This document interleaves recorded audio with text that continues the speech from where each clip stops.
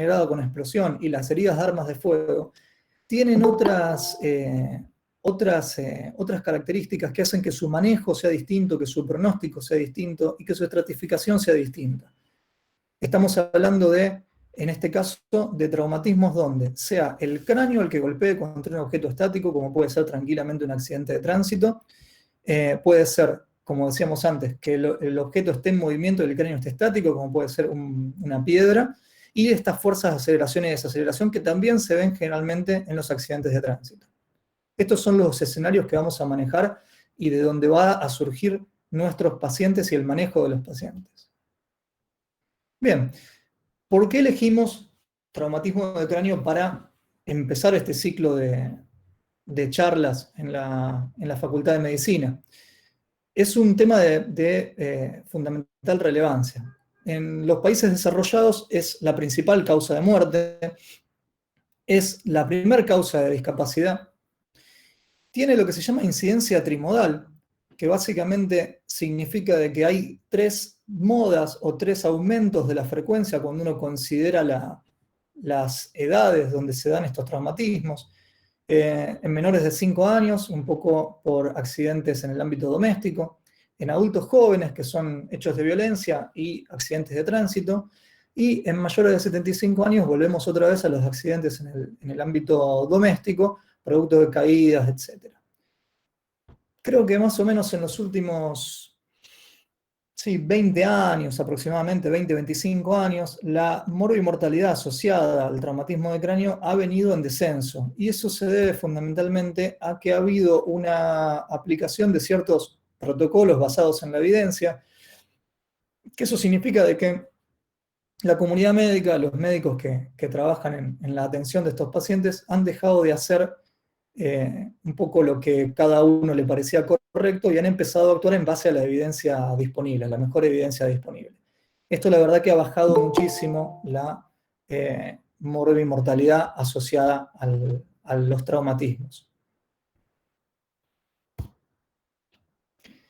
Creo que uno de los primeros conceptos que tenemos que manejar es el concepto de daño primario y el de daño secundario, porque es un concepto que recurre y que recorre transversalmente a todo el tema del traumatismo craneoencefálico.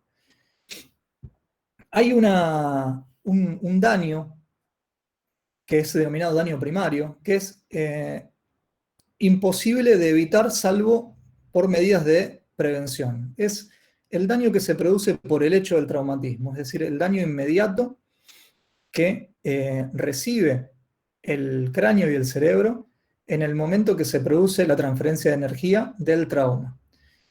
Ese daño, como les decía antes, no tiene otra medida de tratamiento más que la prevención. El uso del casco en los motociclistas, el uso del cinturón de seguridad y las medidas de seguridad como el airbag, las barras de seguridad laterales de los autos. Pero sobre ese daño primario no podemos hacer mucho para tratarlo, sí para evitarlo. Este daño primario se produce no únicamente a través de la transferencia de energía, es decir, del traumatismo en sí, sino también de que esa transferencia de energía, ese golpe, produce ciertas lesiones derivadas que tienen la capacidad de generar efectos de masa dentro del cráneo, y esos efectos de masa producir también efectos deleterios sobre el cerebro circundante. Hay un concepto muy interesante que tiene un nombre de doctrina Monroe-Kelly, que lo que dice es lo siguiente: normalmente en la cavidad craneana, que es una cavidad cerrada que no permite mucha flexibilidad, mucha expansión, conviven 4 volúmenes. Esos 4 volúmenes son el volumen del parénquima cerebral, el volumen de la sangre arterial circundante, el volumen de la sangre venosa y el volumen del líquido cefalorraquídeo. Estos volúmenes son volúmenes dinámicos, es decir, el parénquima está constantemente en la cavidad endocraniana, pero los volúmenes arterial, venoso y el líquido cefalorraquídeo están constantemente en circulación, pero en un equilibrio dinámico. Cuando empieza a aparecer, fíjense, yo no sé si creo que el puntero no me lo toma la pantalla, pero en la imagen del medio hay una pequeña imagen de verde. Eso vendría a ser una masa intracraniana que puede ser tranquilamente una lesión derivada de un traumatismo encefalocraniano, como podría ser un hematoma.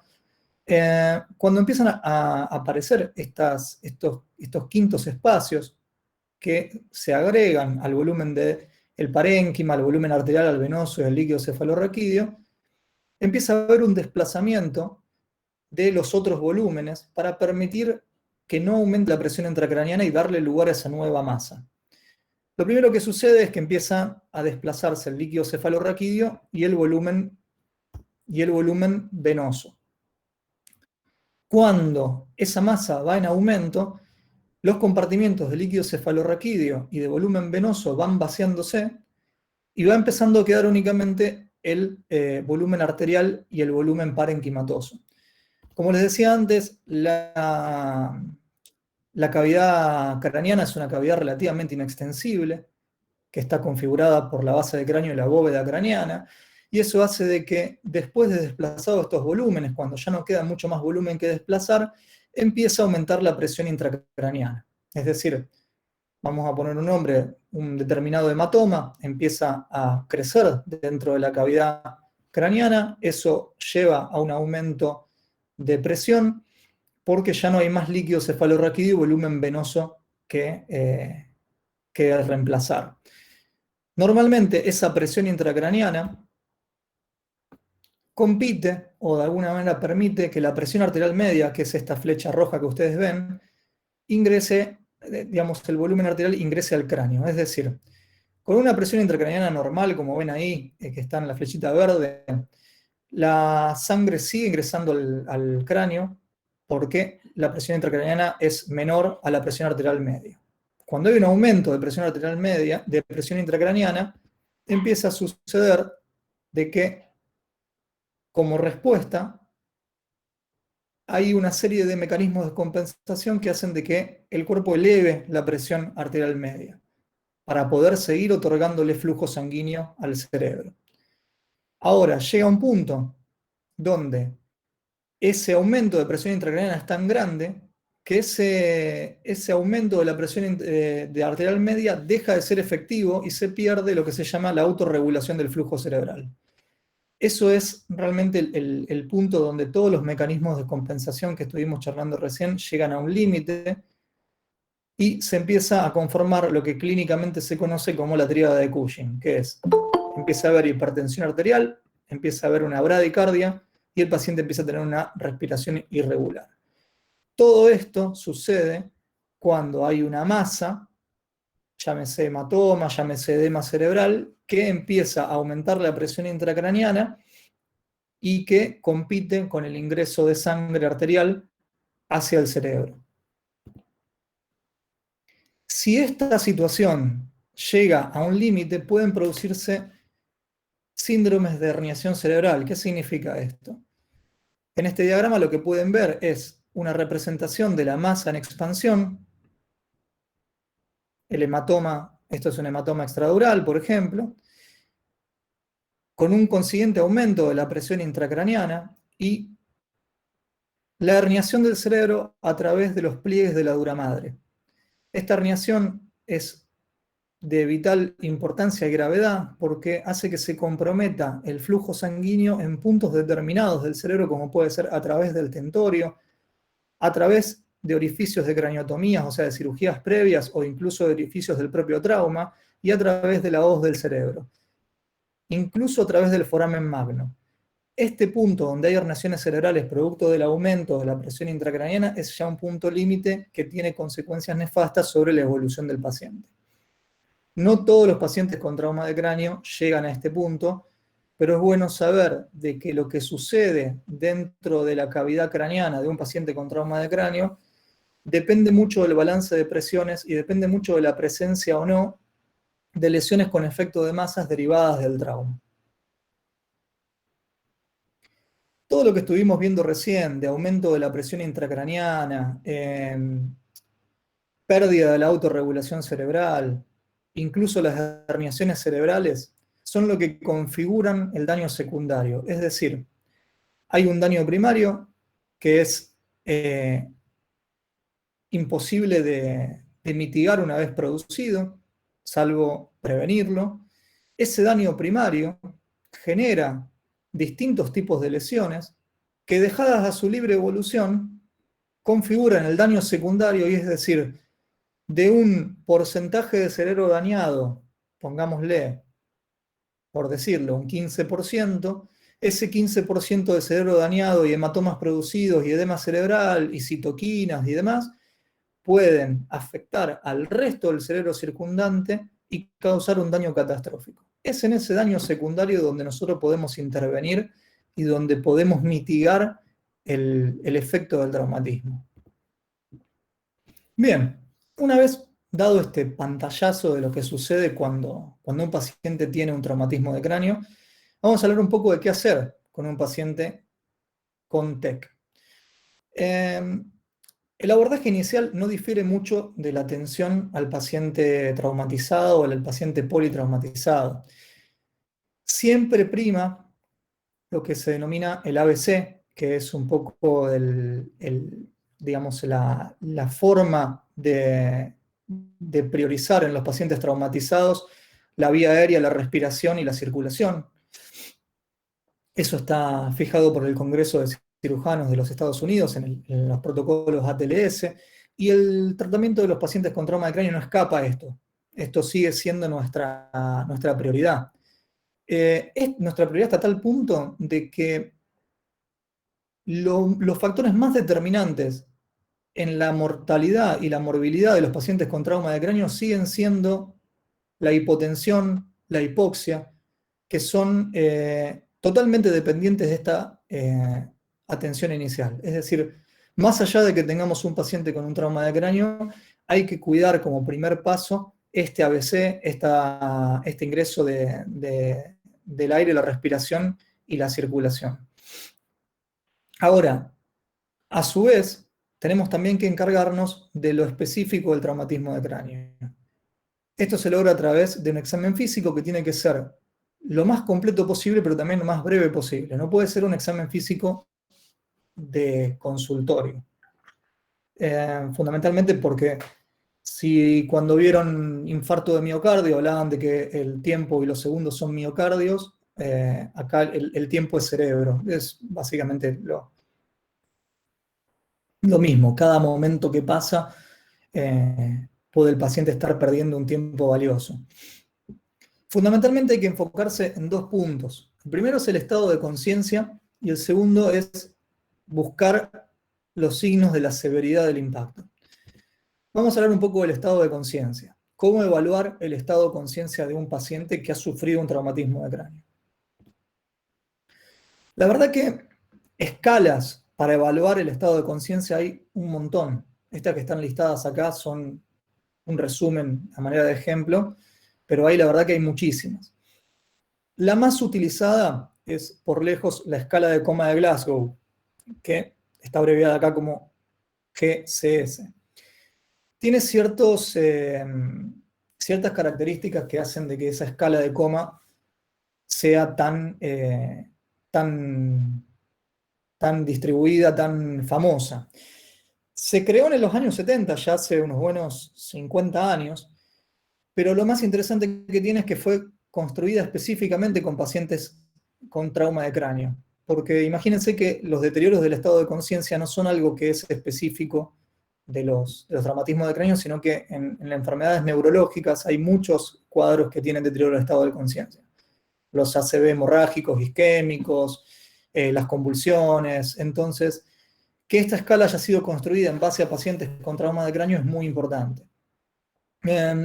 Esta sigla, IRR, lo que significa es que en operadores no entrenados, o sea, en gente que no está entrenada en tomar esta escala, la variabilidad es bastante baja. Entonces esto significa de que es relativamente sencilla de evaluar. No es una escala con 50 puntos y un cuestionario y un montón de cuestiones a tomar en cuenta. Es bastante sencilla poder administrarla. Y también es cierto de que está muy, muy, muy distribuida. La van a poder encontrar en cualquier sala de emergencias.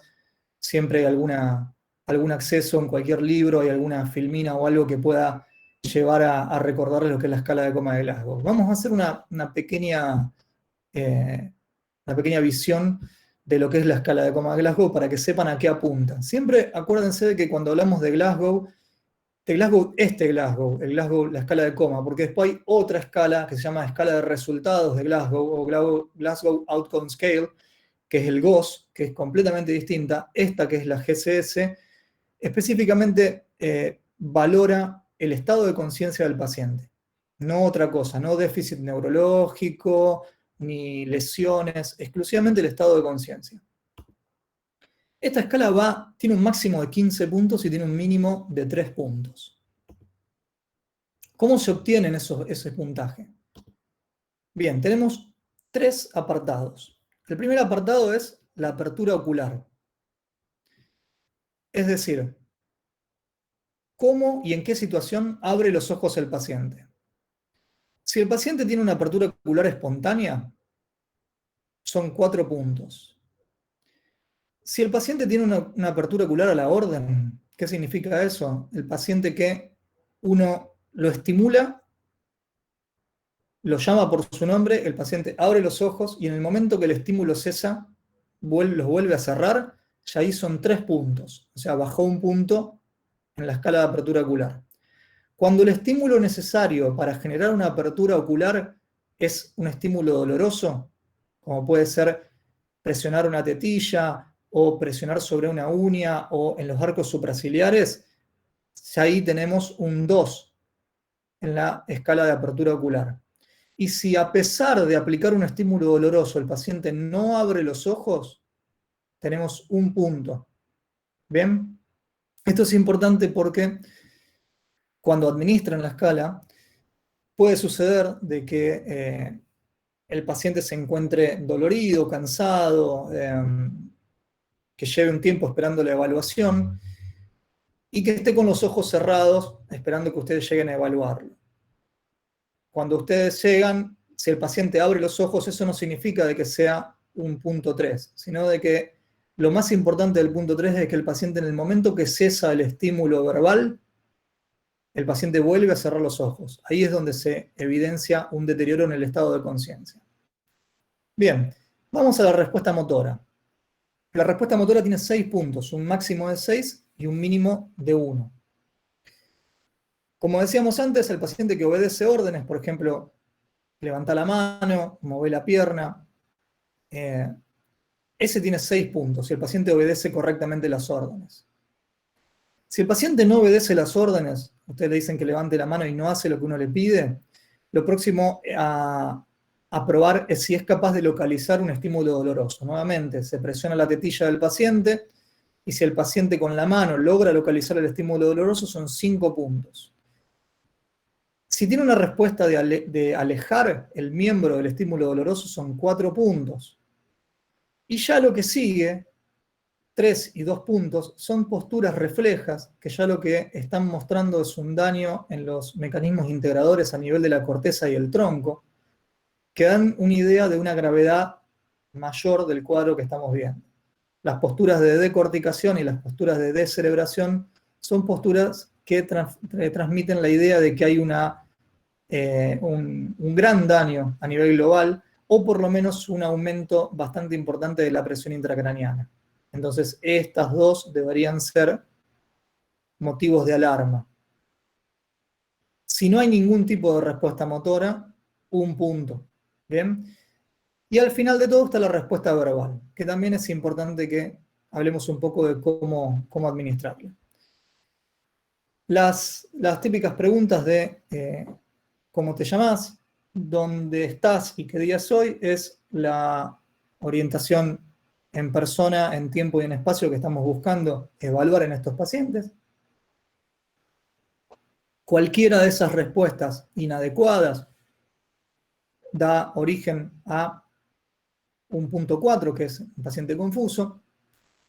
Si nosotros tenemos respuestas inapropiadas a esas preguntas, ya vamos a un punto 3, en el sentido de que si le preguntas dónde estás y dice alguna cosa que no tenga nada que ver con esa pregunta, ya es un punto 3. Si ya son sonidos guturales de respuesta, es un punto 2. Y si no tiene ningún tipo de respuesta verbal, es un punto 1. Fíjense que si sumamos los mínimos de todos, son los 3 puntos mínimos de la escala, uno para ocular, uno para motora y uno para verbal, y si sumamos los máximos nos da 15. De las 3, el apartado que tiene mayor valor pronóstico y mayor importancia es siempre la respuesta motora. Siempre es la respuesta motora. Es por eso de que tiene tanta importancia. Bien.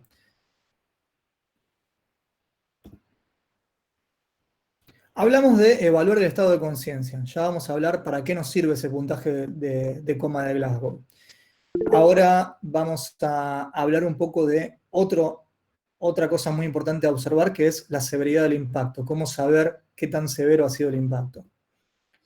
Hay ciertos signos que uno puede observar en estos pacientes que de alguna manera traducen lo que se llama fractura de base de cráneo.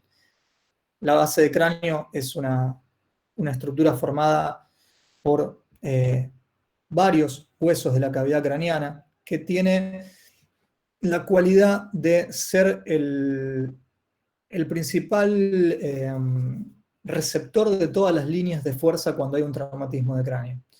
Y es una estructura extremadamente sólida que para fracturarla hace falta un gran desprendimiento de energía. Entonces, la lógica indica de que si la fractura de base de cráneo, si la base de cráneo está fracturada, es muy probable que alguna estructura interna haya sufrido daños. Es por eso que vamos a buscar en los pacientes con trauma de cráneo esto que es denominado equimosis bipalpebral o ojos de mapache, puede ser de un lado o del otro. Es muy distinto a un impacto directo sobre la órbita, porque se produce una equimosis completa de los dos párpados y generalmente es bilateral. Vamos a buscar también el signo de Battle, que es una equimosis retromastoidea, también sinónimo de fractura de base de cráneo. Y obviamente la salida de sangre o líquido cefalorraquídeo, un líquido claro que salga por el conducto auditivo externo, son también signos de severidad y de fractura de base de cráneo. No hay que confundir la salida de sangre por el conducto auditivo de alguna laceración superficial del conducto auditivo. Entonces vale la pena investigarlo. Bien, obviamente si hay fractura de múltiples huesos largos o si la cinemática del trauma es una cinemática que los servicios de emergencia se lo informan como una cinemática severa, como un auto que ha sufrido un tumbo, que ha chocado a alta velocidad, que estaba muy destruido, también es importante para tener una idea de la severidad del impacto. La idea de cotejar el estado de conciencia del paciente con la severidad del impacto es para tener una idea de en qué clasificación de traumatismo vamos a colocar a nuestro paciente. Vamos a hablar de un paciente que tiene un traumatismo leve, moderado o grave, y eso es muy importante porque en base a la estratificación es cómo vamos a actuar.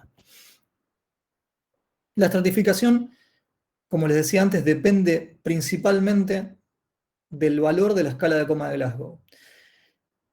Los pacientes que tienen entre 15 y 14 puntos, que están en el extremo más leve de los traumatismos de cráneo, son clasificados como traumatismo de cráneo leve.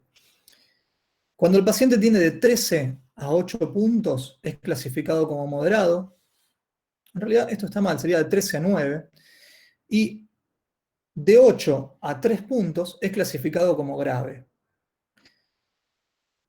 Fíjense que las condiciones para permanecer dentro del espectro de leve son muy estrictas. Es decir, no puede bajar más de un punto la escala de coma de Glasgow en cualquiera de sus apartados. Si el paciente bajó 2 puntos en la escala de coma, ya es un paciente que tiene un trauma moderado y es una mortalidad asociada completamente distinta al traumatismo de cráneo leve y un manejo completamente distinto. Estos 2 puntos que están acá abajo son muy importantes porque acuérdense que con la escala de coma de Glasgow estamos valorando el estado de conciencia del paciente. Y ese estado de conciencia puede verse alterado por diversas situaciones de la práctica médica, como pueden ser la administración de sedantes por los servicios de emergencia cuando los pacientes están excitados, o la administración de esos mismos sedantes para realizar una intubación orotraqueal, si el paciente lo requirió en el lugar del accidente. Esto es muy importante porque el paciente que está bajo sedación o está intubado no tiene 3 puntos y es un paciente grave.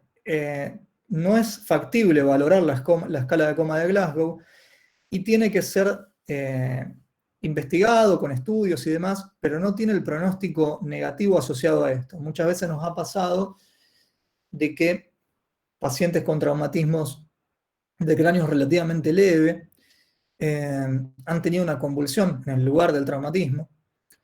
Esa convulsión los ha dejado en un coma posictal y los servicios de emergencia han interpretado de que el paciente no respondía y han procedido a hacer una sedación y una intubación orotraqueal, y cuando los recibimos en el servicio de emergencia, si hacemos la tomografía, vemos que es una tomografía completamente normal, esperamos a que se limpien los bloqueantes neuromusculares y los sedantes para producir que se administraron para producir la intubación, y el paciente le sacamos el tubo y está muy bien, no tiene ningún tipo de problema y logra una muy buena evolución. Fíjense que si nosotros lo hubiéramos caratulado en el momento que estaba con el tubo endotraqueal colocado, hubiéramos dicho que es un paciente grave, porque obviamente al estar sedado no tiene respuesta motora, no tiene respuesta verbal porque tiene un tubo en la garganta, y tampoco tiene respuesta ocular. Por eso es importante de que se valore exclusivamente antes de intubar y antes de sedar a un paciente.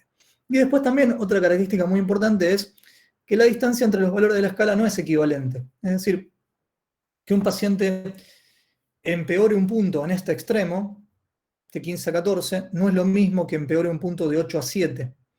Entonces no se pueden hacer operaciones matemáticas con esta escala, no se puede hacer ni promedios, ni valoraciones aritméticas, ni mucho menos. Es únicamente para estratificar en estos 3 subgrupos. Bien, supongamos que tenemos un traumatismo de cráneo leve. Este traumatismo de cráneo únicamente admite un solo punto de disminución en la escala de coma de Glasgow.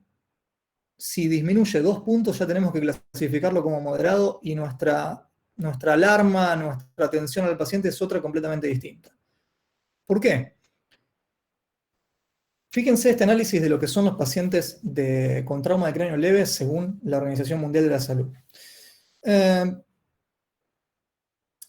Cuando habla de severidad, dice que la severidad del traumatismo de cráneo leve es del 1 al 10%. Ahora, si uno lo lleva a la totalidad de esos pacientes, eso significa que de cada 1000 pacientes con traumatismo leve, 1 se va a morir, 9 van a necesitar una intervención quirúrgica, una neurocirugía, y 80 van a tener una tomografía anormal, que no va a necesitar ni cirugía ni nada, pero va a haber algo, una pequeña fractura, un pequeño hematoma, algo en esa tomografía, de los pacientes leves. Y si uno va a la mortalidad exclusivamente según resultados en la escala de coma de Glasgow, fíjense esto. Cuando un paciente tiene 15 puntos y ha sufrido un traumatismo, la mortalidad es esta, 0,01. Es este paciente de cada 1000 que se muere, ¿no? Cuando baja un punto, la mortalidad asociada sube a 0,2. Ya no es tan leve. Y cuando pasa a 13 puntos, que lo estratificamos como moderado, ya la mortalidad asociada es del 1,1%. Ya es algo bastante más importante. Esto es importante porque los traumatismos de cráneo leve son todos de una muy buena evolución, salvo este 1% a 10%. Ahora, ¿cómo hacemos para hacer un tamizaje y saber específicamente cuáles son los pacientes que están en riesgo de tener lesiones intracranianas, de necesitar neurocirugía, y sobre todo ese paciente que está en riesgo de morir a pesar de haber tenido un traumatismo de cráneo leve? Bueno, El problema del traumatismo de cráneo leve es que son muchos, es extremadamente frecuente, más si trabajan en un servicio en un hospital de trauma o en un servicio de emergencias, abundan los traumatismos de cráneo leves, y hay que hacer cierto tamizaje para poder optimizar recursos y para que esos recursos existan. Es decir, si uno le hace una tomografía a todos los pacientes con traumatismo de cráneo leve, en escaso tiempo ya no tiene más tomógrafo porque se va a romper, no va a andar o va a estar ocupado. Y la gran mayoría de esas tomografías van a ser tomografías normales o van a ser tomografías con mínimas alteraciones que no van a necesitar ningún tipo de conducta después. Entonces, estos investigadores canadienses, ya hace un buen tiempo, hace unos 20 años, hicieron una investigación acorde a su sistema de salud, un sistema de salud ampliamente digamos, de medicina pública y social, lo cual nos viene muy bien a nosotros, donde hicieron un análisis retrospectivo de los pacientes con traumatismo de cráneo leve y cuáles de ellos necesitaban o tenían alteraciones en la tomografía o habían tenido alguna evolución de mal pronóstico. Llegaron a la conclusión de que un paciente de traumatismo de cráneo leve necesita una tomografía si presenta uno o más de estos factores de riesgo. Si persiste luego de 2 horas de observación con un Glasgow menos de 15, tomografía.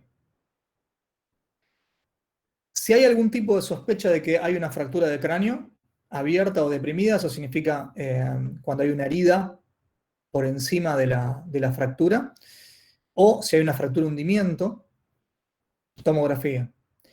Fundamentalmente esto porque este tipo de lesiones tienen asociado digamos, un porcentaje mayor de convulsiones a largo plazo, de enfermedad epiléptica a largo plazo. Si hay signos de fractura de base de cráneo, como los que estuvimos viendo antes, si han tenido 2 o más episodios de vómitos, esto es porque se suele asociar los vómitos al aumento de la presión intracraniana. Si la edad es mayor a 65 años, hay cierto aumento de la mortalidad con los traumatismos de cráneo leve por encima de 65 años, entonces los mayores de 65 con trauma de cráneo leve deberían recibir una tomografía. Esto ya es bastante difícil de cotejar, lo de la amnesia retrógrada les diría que es lo más inespecífico y difícil de evaluar.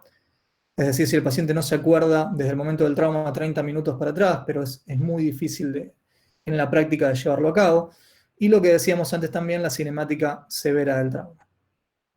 Hay algo importante, que es esto, que en el estudio, obviamente por cuestiones éticas, no se incluyeron ni embarazadas, ni menores de 16 años, ni traumas secundarios a otra causa, que eso significa el paciente que venía caminando, tuvo un síncope y se cayó, es un trauma secundario, un episodio sincopal, entonces ese paciente no se incluyó en este estudio, y pacientes que tienen nuevas consultas por el mismo traumatismo, es decir, pacientes muy sintomáticos que uno cotejó estos criterios, le pareció que no era necesario hacer una tomografía, vuelve, ese paciente también se excluyó del estudio, entonces todos estos pacientes deberían recibir una tomografía. Obviamente las embarazadas no, pero no están incluidas en el estudio.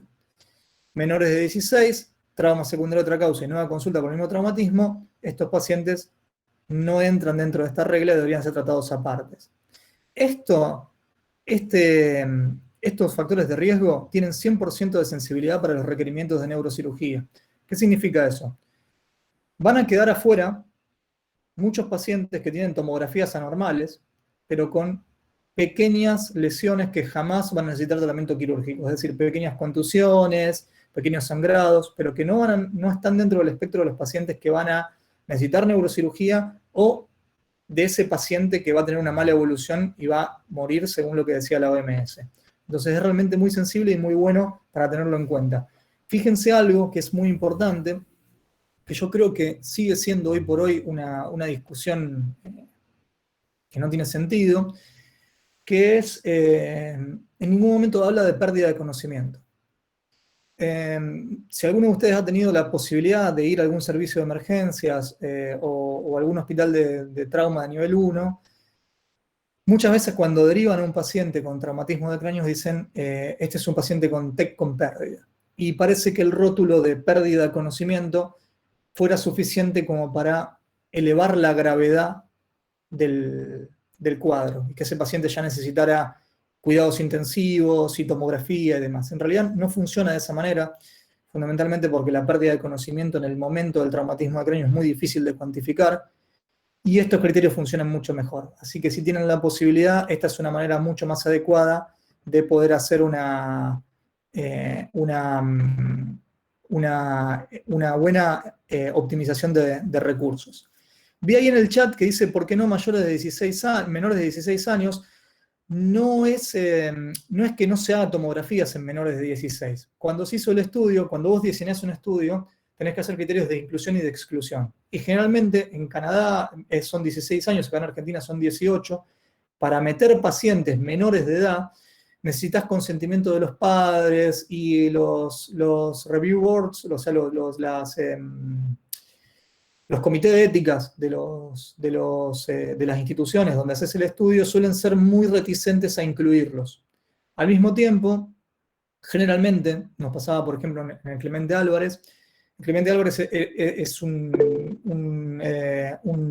centro de nivel 1 que atiende a adultos.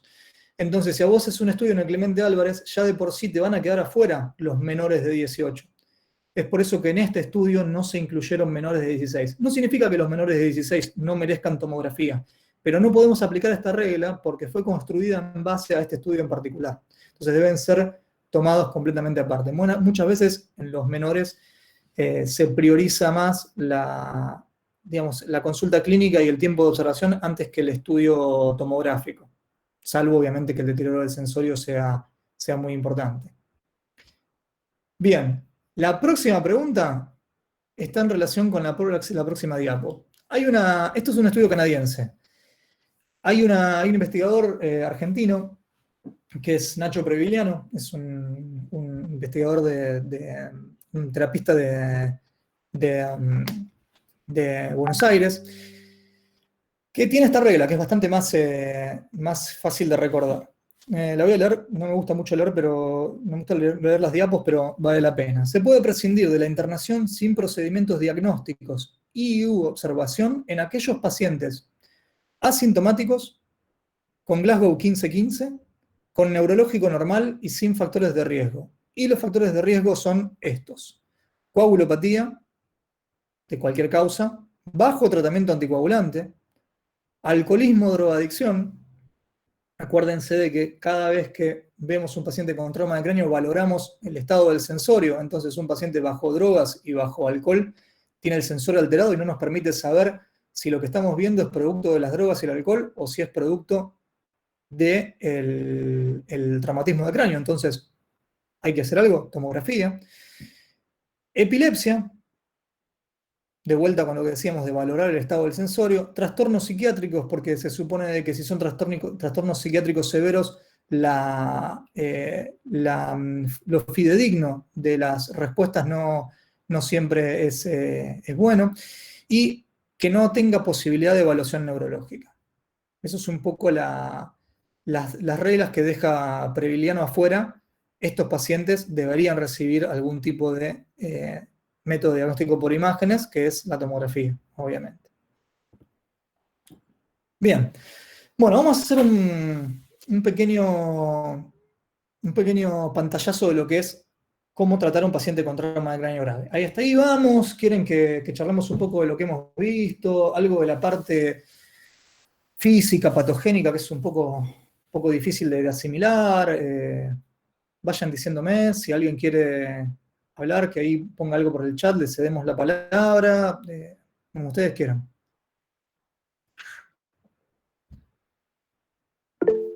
A ver. Hola, permiso. Sí, ¿qué tal? Luciana, ¿no? Luciana, sí, una pregunta. Entonces, si el paciente lo traen de la escena donde se produjo el accidente y ya ha sido sedado o entubado, ¿le hacemos directamente imágenes y con eso alcanza o hay que hacer algo más? No, todo paciente que esté intubado y que no sea posible valorar mirá, justamente cuando Previliano hace estas aclaraciones, esta imposibilidad de evaluación neurológica Claro. se refiere justo a ese punto en particular. Cuando vos tenés un paciente que no tenés posibilidad de saber, mediante el estado de conciencia, cómo está funcionando su cerebro, por así decirlo, muy a lo Facundo Manes, es mandatorio hacer una tomografía. Entonces, una vez que vos tenés un paciente que no tenés posibilidad de evaluar el sensorio, tiene que ir a tomografía sin duda. Y de hecho, los servicios de emergencia los llevan siempre a centros de trauma donde haya un tomógrafo disponible, ¿no? Generalmente no van a ir a un lugar donde no haya un tomógrafo. Ok, gracias. No, nada. Perdón, Facu. Antes hicieron una pregunta que es qué pasaba con el paciente cuando estaba drogado o alcoholizado. Bueno, un poquito ¿se escucha ahí? Sí. Sí, perfecto. Sí. Un poquito lo que decíamos antes. Primero hay que ver, por ahí el paciente cae con un deterioro sensorio y no sabemos si es un traumatismo de cráneo, o sea, estamos hablando solamente de un deterioro de sensorio. Yo creo que ante la duda, primero es fundamental el interrogatorio de la gente que lo acompaña y tratar de recabar la mayor cantidad de información cuando vos tenés un paciente alcoholizado o drogado. Y segundo, yo creo que ante la duda, obviamente que hay que hacer la tomografía. Por más que no haya, a veces no hay traumatismo, a veces deja duda si hay o no traumatismo, pero el examen físico y ver si hay estigmas de golpe y y la gente que lo rodea para que nos diga a ver si se golpeó o no se golpeó. Eso también creo que es muy importante. No es lo mismo que vengan tres flacos de un boliche completamente dado vuelta, ¿no es cierto? Y el flaco inconsciente, y te digan que no se golpeó nada, que vos encontraron en la calle tirado eh, al paciente alcoholizado, ¿no? Corre un poquito lo que es el criterio, me parece ahí. Ante la duda, yo creo que tenés que hacer una tomografía. Si vos podés hacer un buen interrogatorio, descartar que hubo un traumatismo de cráneo o algo, creo que no hace falta, que es solo observación, ¿no? Y para colmo es una situación muy frecuente. Ya les digo, si les toca estar en algún centro de trauma, el paciente alcoholizado o bajo los efectos de droga, es el pan nuestro cada día. Vienen a raudales, y entonces ahí toma un poco de importancia el tema de la racionalización de los recursos y saber dónde aplicarlo. Mirá, esta es una buena pregunta. Dice, ante un TEC leve que no tenga indicación de tomo, ¿cuánto tiempo lo dejaríamos en observación? Generalmente, el TEC leve, como si volvemos para atrás, mirá, vamos a hablar de esto. Si nos basamos en el estudio canadiense, fíjense que hay dos tipos de TEC leve, vamos a ponerlo de esa manera. El que tiene 15 puntos, o sea, con un examen de Glasgow completamente normal, y el que tiene 14. El que tiene 15, basándose en Previliano, lo podés dejar ir en el momento. El que tiene 14, siempre y cuando no tenga ninguno de los factores de riesgo, el examen neurológico sea normal y demás. Ese paciente con 15 puntos no tiene necesidad de ningún tipo de estudio ni tiempo de observación. Ahora, cuando vos tenés un paciente con TEC leve y 14 puntos, esos 14 puntos deberían revertirse luego de 2 horas de observación. Si no tiene reversión de esos 15 puntos luego de las 2 horas, ahí tiene ya criterio de tomografía y de seguir según el resultado de la tomografía. Profe, y yo había leído que al paciente que mandamos a su domicilio tiene que ir con una persona responsable que lo controle, digamos. Sí, eso ¿Es así o se va solo nomás? No. Recuerden siempre de que, como veíamos antes, los traumatismos de cráneo leves se denominan leves porque tienen una mortalidad asociada muy baja, pero no significa de que todos de ellos estén exentos de tener complicaciones o problemas. Y gran parte de cuidar a estos pacientes es la observación en sus hogares incluso. Entonces siempre es que estén acompañados por alguien responsable, en lo posible de que sea factible evaluar su sensorio, digamos, por un par de horas. Esa recomendación de no dejen que se duerma y demás, no es porque se duerme y le pasa algo malo, sino porque una persona que está dormida no es posible evaluar el sensorio. Dice, si tiene factores de riesgo, sí o sí hacemos TAC o evaluamos. Si podemos averiguar en interrogatorio si se golpeó algo o no. Generalmente cuando hay factores de riesgo hay que hacer una tomografía, pero lo que dice Pato tiene razón, que son muy frecuentes los pacientes que están bajo el efecto de alcohol y drogas, pero sin traumatismo, no han tenido un traumatismo. Entonces ya ahí, imagínense de que no entraría dentro de la categoría de traumatismo craneoencefálico, sino que entra dentro de intoxicaciones o deterioro del sensorio por intoxicación. Entonces ya toda esta presentación de acá no tiene nada que ver con ese paciente en cuestión. Sí puede tener que ver con un paciente que, estando bajo los efectos de las drogas, se golpea la cabeza, que ya ahí, vuelvo otra vez con el estudio canadiense que tienen ahí en pantalla, que dice trauma secundario a otra causa. Es decir, estando drogado o alcoholizado, se golpea la cabeza, tiene un trauma de cráneo, ese paciente tomografía, no cabe duda. Perdón, otra cosa que es importante, que lo dijeron antes, la anticoagulación, ojo con la anticoagulación. Nos pasó ya justo el otro día, mira, estábamos con Facundo operando, cayó un paciente, se cayó de un techo, se le hizo una tomografía, tenía un hematoma chiquitito laminar de 2 milímetros, estuvimos hablando con el paciente en la cama, entramos a operar de vuelta y a la hora y media tuvimos que salir, uno de los dos tuvo que salir corriendo porque el paciente, el hematoma que medía 2 milímetros, medía ya 3 centímetros, desplazaba la línea media y se estaba clavando, ya tenía pupilas, ya estaba anisocórico. El paciente con un traumatismo de cráneo, si tiene un hematoma, por más que sea laminar o sospecha de algo, se transforma ya en una urgencia hematológica. ¿Qué quiero decir con esto?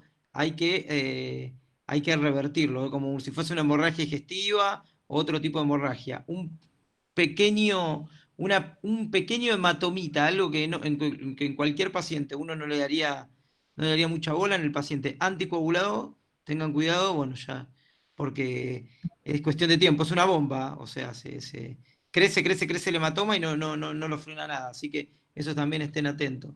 Che, Bueno, Pato, acá hay una buena pregunta sobre el tema del examen el examen pupilar.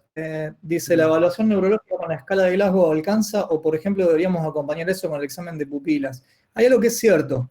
El examen, digamos, la escala de coma de Glasgow valora muy bien lo que es sensorio, lo que es estado de conciencia. Y las alteraciones pupilares que tienen que ver con, digamos, con traumatismos, ya sea por incremento de la presión endocraniana o daños directos al tronco, van siempre acompañados de un deterioro de sensorio. Entonces, generalmente nosotros al examen de pupilas también lo hacemos en el momento, pero si les tengo que ser completamente honesto, la alteración pupilar en el trauma de cráneo es siempre posterior al deterioro del estado de conciencia. No van a encontrar muchos pacientes que estén con una alteración pupilar producto del trauma y despiertos. Siempre va a haber una depresión del estado de conciencia y la alteración pupilar posterior. Distinto en otras patologías que vamos a cubrir también en este ciclo de charlas, como los sangrados aneurismáticos y demás. Lo que sí utilizamos mucho la reactividad pupilar y la medición pupilar es cuando el paciente está de vuelta bajo sedación, bajo drogas o incluso con intubación orotraqueal. También ahí es medio complejo de medir porque generalmente los sedantes producen una miosis bastante importante, entonces es difícil de evaluar la reactividad. Pero en trauma de cráneo generalmente la alteración pupilar es posterior al deterioro del estado de conciencia. Con respecto al tiempo de oro para realizar la tomografía, en realidad el paciente con trauma de cráneo se debe evaluar en el momento posterior a producido el trauma. Esa es la realidad. Fíjense que en toda la estratificación que vamos haciendo no hay un paciente que deba ser evaluado a los 3 días y otro en las pocas horas y demás, sino que cuando el paciente llega a consulta por el trauma de cráneo se lo estratifica en leve, moderado y grave, y en base a eso se decide en ese momento si se hace tomografía o no. Con la salvedad que vimos antes, de que si permanece con un deterioro de 14 puntos, más de 2 horas se hace tomografía y demás. Pero en sí no suele haber una evaluación demorada del paciente con trauma de cráneo. Se evalúa en el momento que se presenta. Muchas veces puede pasar, Pato, estoy seguro que te habrá pasado muchas veces, el típico paciente que viene diciendo, mira, me golpeé la cabeza hace 3 días y me duele la cabeza. Ya cuando han pasado tanto tiempo de las alteraciones, la posibilidad de que ese paciente empeore son mínimas, pero empiezan a jugar otros temas, otros miedos, por ejemplo, los hematomas en segundo tiempo y demás, pero no hay todos los pacientes con trauma de cráneo deberían ser evaluados en el momento de producir el trauma. Y totalmente. Y después hay cuestiones que son más allá de lo que pueden decir las guías y todo, es sentido común, criterio. No es lo mismo un paciente que está a 10 puntos charlando con uno, que vos lo veis y está impecable, que alguien que se está refiriendo que tiene mucho dolor de cabeza en vincha, un dolor de cabeza de hipertensión craneana, o que te dice veo nublado, o que vos lo ves que se te queda dormido, o que vos lo ves que tiene un deterioro sensorio, y con ese paciente tenés que correr. Con el otro paciente quizá no tenés que correr tanto. Y después, como dijo Facu al principio, el traumatismo es una transmisión de energía, ¿sí? Es muy importante también la mecánica del trauma, ¿sí? Eso también ténganlo en cuenta. Alguien que cabecea un palo, pues yo que está jugando al fútbol, le erra y le pega un cabezazo a un travesaño o a un palo, o vuela de una moto 20 metros, por más que ustedes lo vean y parezca que tenga 15 puntos de Glasgow, también esté muy arriba, ¿sí? No es lo mismo eso que alguien que se comió una piña o un coquito en la cabeza, o sea, es todo un contexto, ¿sí? Es obviamente que después la experiencia te va dando ojo como para saber a quién hay que estarle más encima, pero vuelvo a lo mismo, hay una cuestión que tiene que ver con el criterio, ¿sí? Y ante la duda, estoy totalmente de acuerdo con lo que dice Facu, que hay que cuidar el recurso, no tengamos duda de eso, hay que cuidar el recurso, pero ante la duda hay que hacer un estudio. Yo creo que a veces es preferible pecar de más, hay que hacer un estudio, hay que llamar al especialista por teléfono, hay que llamar y preguntar. A todos nos pasó que arrancamos a hacer guardia, no teníamos experiencia y nos daba miedo llamar al especialista por miedo que nos puteen porque eran las 2 de la mañana y por ahí estábamos pensando que le íbamos a preguntar una pavada. Llámenlo, que los puteen, chicos, no importa eso, pero sáquense la duda. Pero no se coman nada, ¿sí? Hoy, como están las cosas, es preferible que te putee un especialista y no comerte un tipo que se te está enclavando o algo. Porque a veces el trauma pasa eso, el paciente entra bien, en cuestión de tiempo, hay ciertas lesiones que, no sé si va a hablar Facu, después la podemos discutir, como son los hematomas extradurales, Sí, que están producidas sí, por rotura arterial. ¿Va a hablar de eso ahora? sí, justo, mirá, porque Sí, tenemos listo, toda una entonces parte. no sigo. No, tengo Dale. una parte dedicada a lesiones derivadas que está buena porque es un poco la interpretación de la tomografía, pero está bueno lo que estabas diciendo, me gusta. No, que a veces hay diferentes tipos de hematomas. Tenés hematomas que son venosos, que dan más tiempo, porque todos sabemos Ujú. que la presión venosa de 5 de 10, o sea que sangra despacito, pero si se rompe una arteria sangra 120, o sea, estamos hablando de que es un hematoma rápido y que bueno, que te va a enclavar, como le llamamos nosotros vulgarmente, al paciente en forma rápida. Entonces, Sí, el que esté en un lugar, yo creo, con tomografía es mucho más fácil. El que esté en un lugar sin tomografía, a eso ahí tiene que quería jugar un llegar. poquito más la clínica, ese es el problema. Ahí está Agustín Peire que hace una pregunta y ya con esto estaría bueno que vayamos avanzando un poco, así no se extiende Sí, mucho, pero una pregunta relativa a cuando tenés falta de recursos, es decir, cuando vos no contás con una tomografía, porque habla de una cinemática del trauma dudosa, Glasgow leve yo interpreto que es un TEC leve con sí. cinemática dudosa y que empieza a deteriorarse el estado de conciencia. La verdad que la conducta en esos pacientes es derivarlo a un centro de nivel 1, porque la única, es que el trauma de cráneo es una situación bastante particular. Si no tenés los medios para tratarlo, hay una sola situación que la vamos a ver un poco más adelante en la cual están indicadas medidas de rescate. Creo que al principio en el chat pusieron manitol, bueno, en realidad se usa ahora más el cloruro hipertónico. Las medidas a ver, el paciente con trauma de cráneo es un paciente que está en un equilibrio muy delicado y ese equilibrio se puede ir perdiendo y el paciente puede ir empeorando. Y necesitamos tener una idea muy detallada de qué es lo que está sucediendo en su medio interno, en su cabeza, como para poder tener acciones que sean justas a restablecer ese equilibrio. Y cualquier acción que sea inadecuada puede acelerar el deterioro. Entonces el problema de no contar con tomografía, de no contar con terapia intensiva, no contar con neurocirugía, es que una acción muy bien intencionada, pero mal dirigida, puede hacer que el empeoramiento sea más rápido. Entonces no tenemos muchas medidas a ciegas. Más allá de los sostenes, como les decía antes, de mantener una buena oxigenación, de mantener una buena presión sanguínea, no tenemos muchas medidas a ciegas. Necesitamos saber qué es lo que está sucediendo para poder actuar de forma acorde. No vamos a hacer mucho hincapié en cómo tratar a un paciente de trauma de cráneo grave porque realmente se va un poco de tema. Yo ahí les voy a mostrar un poco los titulares de las guías, como para que alguno, si quiere ahondar un poco más, se pueda meter, pero en sí vamos a hablar un poco más del manejo hasta llegar a ese punto de consulta con el especialista, terapia y demás. Porque después las cuestiones se vuelven un poco bastante más complejas y realmente dejan afuera todo lo que no sea terapia intensiva y neurocirugía. Pero para responder un poco a la pregunta, cuando un paciente tiene un traumatismo de cráneo y se está deteriorando, no hay otra opción que derivarlo, salvo que esté en una situación, como decía Pato antes, con una midriasis bilateral o unilateral, que son signos de herniación, de compromiso de tronco, que traducen de que el paciente tiene deterioro muy severo. Entonces ahí está indicado como medida de salvataje hacer un bolo de manitol o bolo de cloruro hipertónico, pero como medida de salvataje mientras se busca la derivación efectiva. En realidad no hay otra solución más que llevarlo a un centro que tenga tomografía, neurocirujano y terapia intensiva.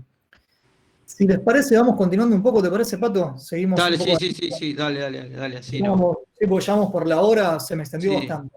Sí. Bueno, vamos a hablar un poquito de lo que es el manejo de los pacientes con trauma de cráneo grave, es decir, aquellos que tienen 8 puntos de Glasgow o menos. Para el manejo específico hay todo un sector de la bibliografía liderado, creo yo, por las guías de la Brain Trauma Foundation, que es líder en producir evidencia que nos indique un poco cómo tratar a estos pacientes. Esas guías de la Brain Trauma Foundation van desde los manejos prehospitalarios hasta la necesidad o no de procedimientos más complejos como pueden ser cranectomías descompresivas, monitoreo invasivo de la presión intracraniana y demás. Es decir, estas guías de tratamiento plantean un manejo escalonado de los pacientes donde se van realizando procedimientos invasivos, diagnósticos o intervenciones que son cada vez más intensas según la respuesta del paciente. Empezamos con cuestiones muy leves y si el paciente no responde y no logra restablecer el equilibrio dentro de lo que es la cavidad endocraniana, vamos subiendo el nivel de intensidad. Los niveles máximos de intensidad son, como les mostrábamos recién, lo que son las cranectomías descompresivas, que es básicamente convertir esa cavidad cerrada, que es el cráneo, en una cavidad abierta y permitir que se alivie la presión intracraniana. Esto no es la solución a todos los problemas, es una medida extrema de salvataje, sin embargo alto frecuente, y que tiene obviamente un montón de connotaciones negativas. Pero esto es para darle un pantallazo de qué es lo que pasa una vez que uno maneja a estos pacientes en neurocirugía y en terapia intensiva. Básicamente el paciente que tiene menos de 8 puntos de Glasgow no se discute la necesidad de tomografía, que es un poco lo que hablábamos recién, ¿no? El paciente que tiene menos de 8 puntos necesita tomografía, necesita terapia intensiva y necesita la atención de un neurocirujano o una neurocirujana. ¿Qué es lo que podemos encontrar con la tomografía? Yo creo que acá es importante hacer hincapié. ¿Por qué? Porque pueden tener en la guardia o en el lugar de trabajo, donde sea, un tomógrafo, y pueden venir pacientes con traumatismos de cráneo y pueden estar ustedes al mando de la interpretación de esa tomografía, y es importante empezar a detallar algunas cuestiones propias de la tomografía de cráneo que los van a ubicar mejor frente a estos pacientes. En los pacientes con traumatismo de cráneo grave es mandatoria la necesidad de tomografía, y después está la interpretación de la tomografía, que nos da una idea de dónde estamos parados con esos pacientes. Vamos a hablar un poco, antes de la interpretación de las lesiones, de lo que es una tomografía de cráneo normal. Como ustedes saben, la tomografía en su versión más básica produce cortes axiales, es decir, pequeñas fetas del cráneo. Esos cortes generalmente, cuando hay tiempo, cuando tienen buena técnica, son paralelos a los planos órbito-meatales, es decir, al plano de Frankfurt. Eso en realidad no se cumple mucho en traumatismo de cráneo porque imagínense un paciente que está excitado, sedado, intubado, se lo coloca como se puede en el tomógrafo y los cortes van variando su inclinación, hay que interpretarlos como se pueda. Lo que es importante es saber de que la sangre en la tomografía se ve hiperdenso, o sea, adquiere un color blanco. Y hay ciertas estructuras que son normales en las tomografías que pueden llegar a confundirse con hemorragias. Y es importante que ante la evaluación de un paciente con traumatismo de cráneo no confundamos esas estructuras normales con hemorragias. La base de cráneo es una estructura que tiene mucha carga ósea y que produce artefactos en el parénquima cerebral que pueden interpretarse como sangre. Fíjense que alrededor de todo lo que es base de cráneo o fosa media, en esta zona, por ejemplo, cerca del peñasco y demás, pueden encontrar cierto brillo más blanquecino. Yo no sé si la diapo la toma bien, pero fíjense, en base de cráneo anterior ven esta zona más blanquecina, cercana a los huesos, que puede dar la idea de que hay una hemorragia cuando en realidad no la hay. Esta es una tomografía completamente normal. Estos son artefactos provenientes de la base de cráneo y no reflejan una hemorragia. Bien.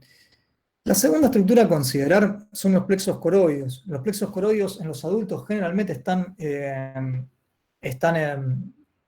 calcificados, y también al estar calcificados y ser de densidad ósea, se ven blancos. Esto no reviste patología alguna, no es sangre dentro del ventrículo, son los plexos coroides calcificados. Otras estructuras que tienen un nivel de señal mayor son los pliegues durales.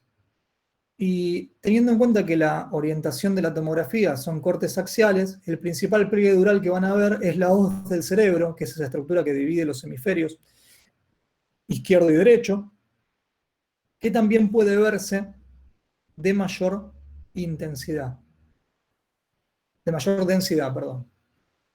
Bien. Vamos a hablar un poco ahora, sí, de las lesiones. Volvemos un poco al diagrama, al dibujo que teníamos al principio. Fíjense, ese es un hematoma epidural. Cada una de estas lesiones tiene ciertas características que las hacen únicas. Los hematomas epidurales se ven en la tomografía con una forma muy característica que es de lente biconvexa. Fíjense que tiene la cavidad endocraniana por acá y la forma hacia el parénquima es de convexidad. Fíjense cómo comprime al parénquima cerebral, cómo la línea media está desplazada, cómo el ventrículo del lado derecho está borrado y del lado izquierdo está prácticamente ocluido, cómo hay un borramiento de surcos y cisuras que nos habla de que esto está produciendo un efecto de masa muy importante. Este hematoma epidural tiene ciertas características, como decía Pato recién, y esas características son fundamentales por la evolución que plantean. Los hematomas epidurales son en su gran mayoría de fuente arterial, y la arteria que los produce en general es la arteria meningia media. Esto hace de que estos pacientes tengan un deterioro del sensorio muy rápido.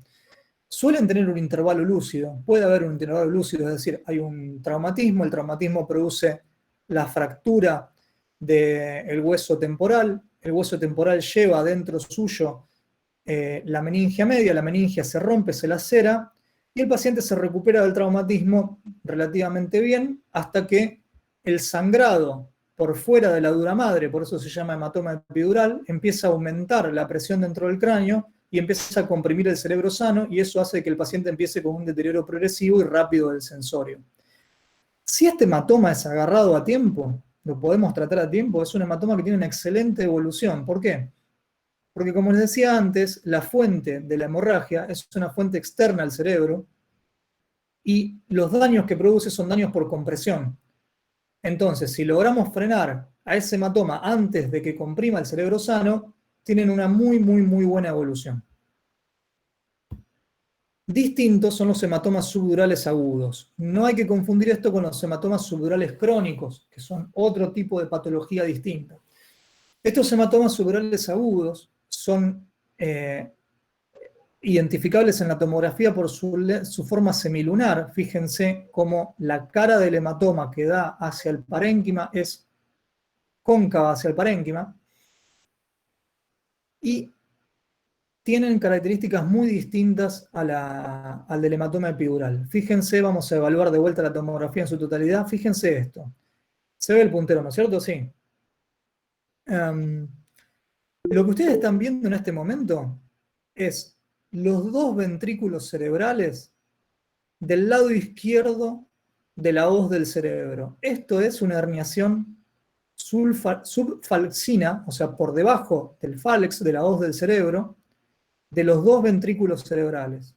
El efecto de masa del hematoma desplazó a los dos ventrículos cerebrales hacia el lado izquierdo, o sea, desplazó el ventrículo derecho hacia el lado izquierdo del cerebro.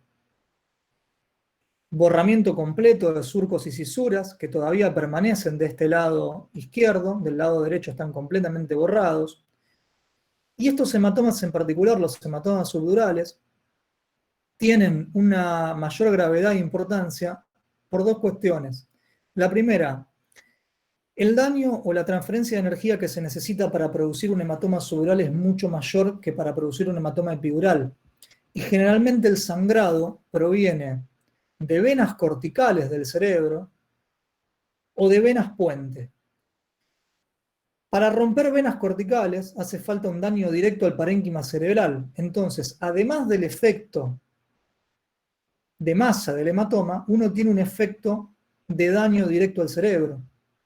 Entonces, estos hematomas, por más de que uno evacúe el efecto de masa, generalmente también tienen un daño cerebral asociado, y ese daño hace que el pronóstico de los pacientes con hematomas subdurales sea más sombrío que el de los pacientes con hematomas epidurales. Bien, tercera lesión, contusiones cerebrales. Es la traducción neuroquirúrgica de lo que es un moretón en el cerebro. Las contusiones cerebrales son lesiones hemorrágicas intraaxiales, o sea, dentro de lo que es la masa de parénquima cerebral, que se dan fundamentalmente en las regiones que están más cerca de estructuras óseas. Uno de los mecanismos más conocidos de producción es el golpe y contragolpe. Un paciente que cae al piso de frente impacta con la región frontal y puede tener lesiones hemorrágicas en los lóbulos frontales, pero también lesiones por contragolpe en los lóbulos occipitales y cerebelo. Esto es posible gracias a que hay cierta movilidad del cerebro dentro de la cavidad endocraniana. Y es también muy frecuente en los lugares donde la superficie del cráneo es una superficie rugosa. Por ejemplo, las bases anteriores y medias.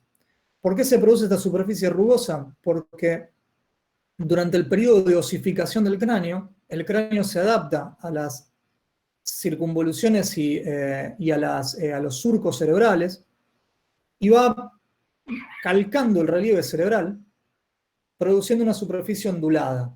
Esa superficie ondulada, que sirve muy bien para adaptarse a ese volumen cerebral, cuando se produce un traumatismo, hace un efecto de cizalla, donde las bases del cerebro rozan contra esa estructura dura como es el cráneo y desigual. Eso hace de que sea muy frecuente estas lesiones en las bases de cráneo anteriores y medias. Las contusiones cerebrales llevan dentro de su definición un daño parenquimatoso y producen un efecto de masa que en algunas ocasiones puede requerir la evacuación. Bien, hay dos tipos de lesiones que es importante que las conozcan, sobre todo por un contrapunto cuando Pato hable de hemorragia subaracnoidea neurismática, que no producen efecto de masa, pero nos dan una idea de la magnitud del impacto.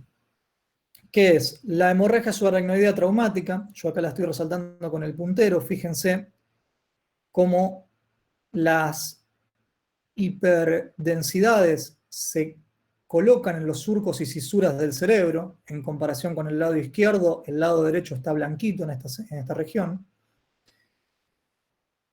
Esto en sí no produce efecto de masa, no tiene un efecto de masa como una colección, como un hematoma, pero nos da una idea de que si se produjo esta hemorragia subaracnoidea traumática, el golpe ha sido bastante importante y es bueno que ese paciente sea tomado en cuenta para evaluar su evolución a largo plazo.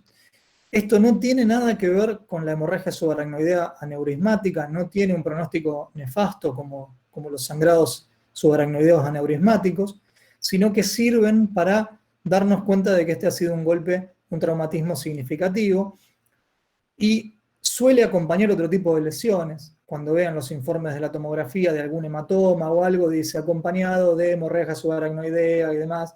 No hay que asociar per se hemorragia subaracnoidea a aneurisma. Son dos patologías completamente distintas. Es ocupación de sangre entre la pia madre y la aracnoides, pero una responde a un proceso patológico como es un aneurisma cerebral, y otra corresponde a un traumatismo de cráneo, y tienen dos abordajes y pronósticos completamente distintos. La lesión axonal difusa es una entidad patológica que tiene muchísima diferencia con el resto de los traumatismos de cráneo, porque si volvemos a la definición inicial, había un subtipo que era por aceleración y desaceleración. Bueno, para ser lo más breve posible, la lesión axonal difusa responde a esto.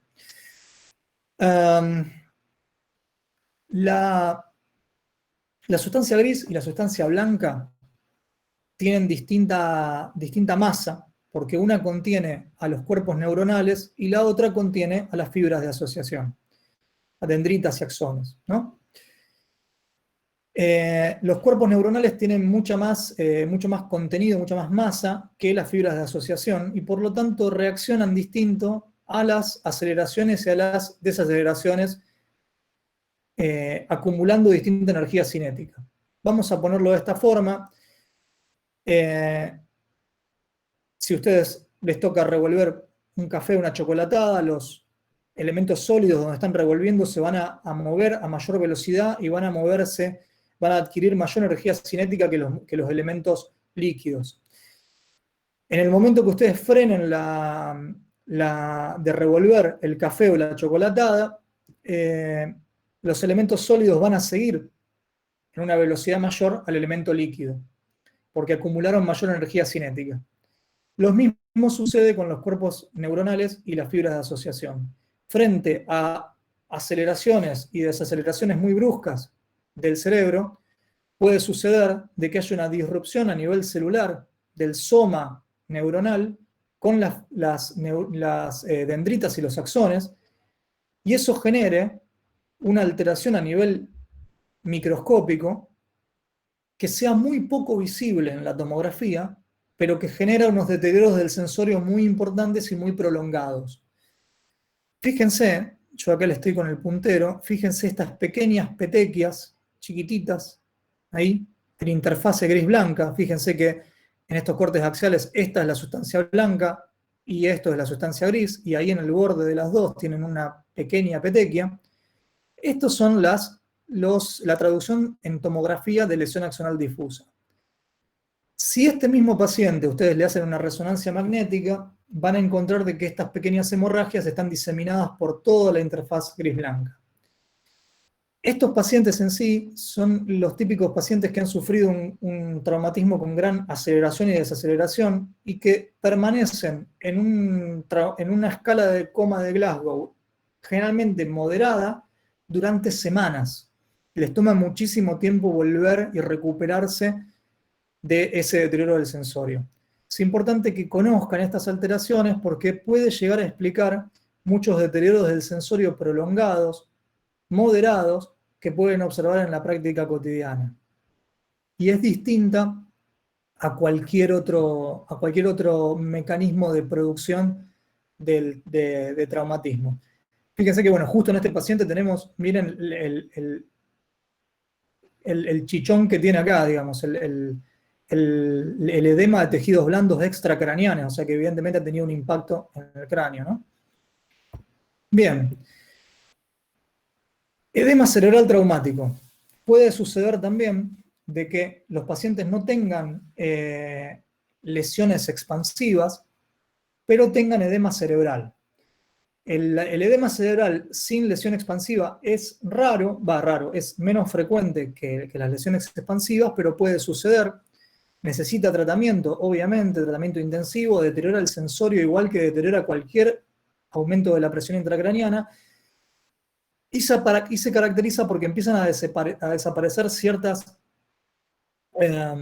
ciertas particularidades de la tomografía que vemos en los pacientes asintomáticos. Como por ejemplo, fíjense, este paciente prácticamente no tiene surcos y cisuras, conserva un poco de las cisternas carotídeas, acá la cisterna silviana. Los límites entre temporal y tronco encefálico están borrados, las cisternas peritroncales están borradas. Lo mismo sucede aquí, los ventrículos cerebrales están prácticamente ocluidos y hay total indefinición entre sustancia gris y blanca. Obviamente, esto también tiene que ser cotejado con la edad del paciente. Ustedes saben bien que a medida que el paciente va envejeciendo, el tejido cerebral sufre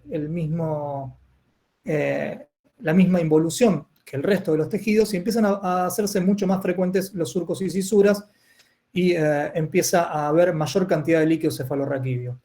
Esta tomografía quizá nos dé dudas en un paciente de unos 15, 14 años porque son cerebros que no tienen atrofia cerebral, pero esta tomografía no deja dudas de que hay un edema si el paciente tiene 70 años. Esta tomografía no es una tomografía de un paciente con 70 años sin que se le vea un solo surco. Más allá de eso, la ausencia de cavidades ventriculares y el deterioro del sensorio que vamos a observar en el paciente hace sospechar de que hay un edema cerebral.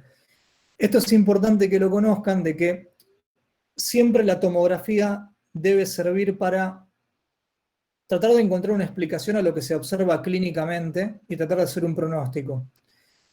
Si nosotros tenemos una tomografía que no se condice con el estado clínico del paciente, lo más prudente es extender el tiempo de observación, consultar con el especialista, pero muchas veces, en los casos de estos donde estamos en la duda si hay edema o no hay edema, pueden ser más cuestiones propias del paciente si el paciente se encuentra con 15 puntos de Glasgow, es decir, sutiles diferencias entre los surcos y las cisuras no deberían alarmarnos más que un deterioro del sensorio. Siempre si hay que disparar una voz de alarma tiene que ser por el deterioro del sensorio del paciente y no por una pequeña sutileza en la tomografía. Bien, vamos a hablar ahora brevemente de lo que es el traumatismo de cráneo moderado, y brevemente porque es realmente así. En las guías y en el manejo del trauma de cráneo moderado se considera de que el TEC moderado es una categoría transitoria. ¿Qué significa eso? De que con el correr del tiempo el paciente con trauma de cráneo moderado va a irse a leve o a grave, pero muy pocos pacientes van a permanecer en trauma de cráneo moderado durante mucho tiempo. Quizá las lesiones axonales difusas sean la excepción, quizá el paciente con lesión axonal difusa sea un paciente que permanece como trauma de cráneo moderado, que permanece con un deterioro del sensorio que no empeora, pero tampoco mejora durante un tiempo, pero la gran mayoría de estos pacientes con la observación van hacia leve o van hacia grave. De más está decir de que el paciente con trauma de cráneo moderado requiere tomografía, requiere consulta con neurocirugía y requiere por lo menos tener cerca o aceitada una derivación a un centro de trauma de nivel 1. Eso depende de los recursos. Es decir, si volvemos a la estratificación, prácticamente el único paciente que puede ser manejado de forma segura en un centro que no tenga ni tomógrafo, ni neurocirujano, ni terapia intensiva son los pacientes con trauma de cráneo leve, sin factores de riesgo. Bien, para concluir un poco y redondear todo lo que es trauma de cráneo. Lo fundamental en un paciente de trauma de cráneo es que nosotros nos plantemos y lo estratifiquemos. Veamos qué tipo de trauma de cráneo, qué tipo de paciente estamos tratando. Leve, moderado o grave. La utilidad de la tomografía es fundamental en pacientes con trauma de cráneo moderado y grave, y en los pacientes con trauma de cráneo leve hay ciertos criterios que hacen de que no pongamos en riesgo a ningún paciente, pero tampoco colapsemos los recursos que tenemos a disposición. Y si bien el tratamiento de las lesiones derivadas, como los hematomas, la hipertensión endocraniana, y todo lo complejo derivado del traumatismo craneoencefálico es de los especialistas, en toda la literatura que ustedes aborden sobre traumatismo de cráneo van a ver de que no hay mayor factor pronóstico que un correcto abordaje inicial del paciente. Un paciente que está hipóxico, que está hipotenso, es un paciente que, por más de que después vaya a la mejor terapia intensiva del mundo y lo opere el mejor neurocirujano, no tiene posibilidades, porque el manejo inicial es mucho más importante y más determinante de todo lo que se haga después.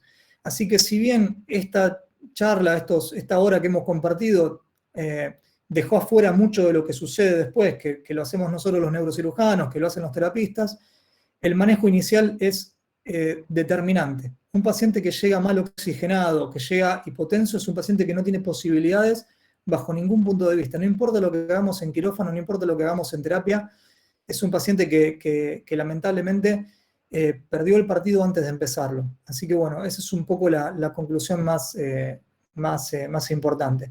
Así que bueno, gracias a todos por haber venido a esta primera entrega de las charlas de neurocirugía. Vamos a abrir un poco para unas sesiones de preguntas y respuestas, a ver qué podemos charlar, y ya después lo damos por terminado.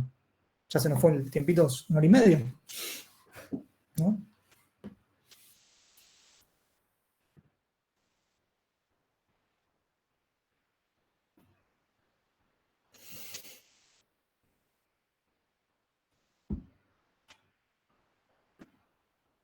Bueno, muchas gracias.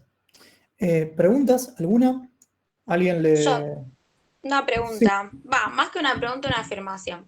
Si nos llega el paciente grave, a nosotros que vamos a estar en la guardia como médicos de nada, hacemos el ABC, estabilizamos al paciente y evaluamos Glasgow y llamamos directamente. Es un paciente que queda internado, lo mandamos a terapia, digamos. Sí, un poco el manejo exactamente es ese. Es poner, digamos, poner todos los recursos a disposición del paciente, porque el paciente está clasificado como grave, y del punto de vista específico tuyo del accionar del médico de guardia es la estabilización del paciente y de poner en marcha los mecanismos. Eso es fundamental. Las dos cosas son igual de importantes. Es un problema después logístico cuando sabés lo que tenés que hacer pero no tenés los recursos. Ese es otro problema aparte, y es realmente, te diría que el problema más importante. Tanto es que las guías de atención y de manejo siempre están plantados en un lugar de complejidad de un centro de trauma de nivel 1. El centro de trauma nivel 1 es el centro de trauma que tiene tomógrafo con técnico tomográfico disponible las 24 horas, neurocirujano con guardia activa y un quirófano disponible las 24 horas. Todas las guías están basadas en que uno realiza la atención en eso. Ahora, cuando se hizo una encuesta a nivel de Estados Unidos, que es el productor de estas guías, sobre cuántos de los centros estadounidenses y cuántas de las localidades y cuántos de los pacientes con trauma de cráneo podían acceder a esos cuidados, es tan bajo como el 10%. O sea que la realidad del paciente con trauma de cráneo no es la realidad del paciente que tiene la suerte de tener un accidente de tránsito cercano a un centro de trauma de nivel 1. Y eso es un problema. Claro. Bueno, gracias, profe. No, de nada. Rápidamente, Facu, una cosa que, claro, que vos dijiste recién, cuando recibe un paciente grave, o sea, un paciente con un deterioro de sensorio, o sea, grave porque tiene un deterioro de sensorio, porque no responde, porque, a ver, más allá del Glasgow, que a veces uno lo aprende con la práctica, hay otros lugares, por ejemplo, como en el Ramos Mejía, algunos hospitales de Buenos Aires, que está bueno porque te dicen el paciente está alerta, alertable, dormido. O sea, ¿qué significa? que está alerta como estamos nosotros, alertable porque lo sacudí y reacciona, y dormido porque no responde nada. Tenemos que pensar que puede ser por el golpe, o sea, si un paciente grave, como dijiste, hacerle una tomografía, pero no olvidarnos las cuestiones básicas, ver cómo está el azúcar de ese paciente, que no tenga una hipoglicemia, porque no es la primera vez que salimos a decir, es un trauma grave, tiene hematoma, y el tipo tiene 40 de glicemia y por eso no responde. Ver los ionogramas, a veces el sodio está muy bajo, muy alto, o el potasio, ¿sí? Y ver la presión arterial, que no esté hipotenso, porque si el paciente tiene 60-40 de presión, no va a responder, no porque tuvo un trauma grave, sino porque está muy hipotenso y puede estar sangrando por otro lado. Entonces, las cuestiones básicas no se lo olviden nunca, chicos. No tienen que ser la última clasificación, el último tratamiento, pero sí sepan que hay 3 o 4 cosas de los pacientes que llevan al daño secundario, que es lo que dijo Facu, que hay que estar encima. La presión arterial, la glicemia y el medio interno, ¿sí? Esas cosas siempre, siempre estén arriba de esas cosas. Es muy importante eso. Bueno, Facu, me parece que está muy clara la charla, por eso hay pocas preguntas. No, o pasar 1 hora y media, que también es un Estamos, factor. es la hora. Si les mandamos un Bueno, por 1 hora McDonald's, y capaz que hay media, que empezar a preguntar un poco más. Un si la asado, hacemos a algo las como 11 de la noche no hay ninguna levantarlo pregunta. un poco, sí. No, bueno, creo que, no sé si hay alguna pregunta más. Pará, había una sobre una embarazada que es importantísimo esto. Importantísimo. Las pacientes embarazadas son realmente una situación que estresa a todo el sistema de salud que trabaja sobre traumatismos de cráneo, porque empiezan a aparecer limitaciones al accionar que tenemos.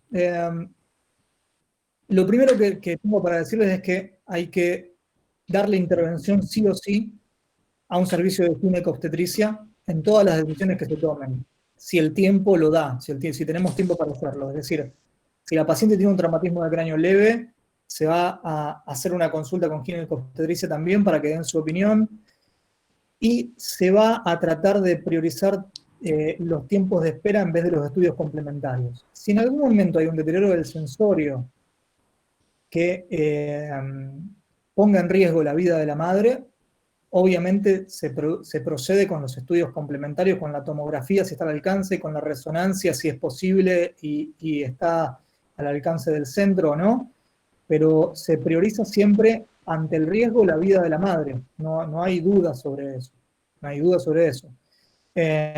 Así que ese es un manejo muy, muy delicado donde si la paciente puede ser observada y tiene un Glasgow que está en 14 o 15, se prioriza la observación, no hacemos absolutamente nada, miramos, tratamiento sintomático y esperamos a ver qué sucede, pero no recurrimos tan ligeramente a tomografía como con otros pacientes. ¿Estamos? Estamos.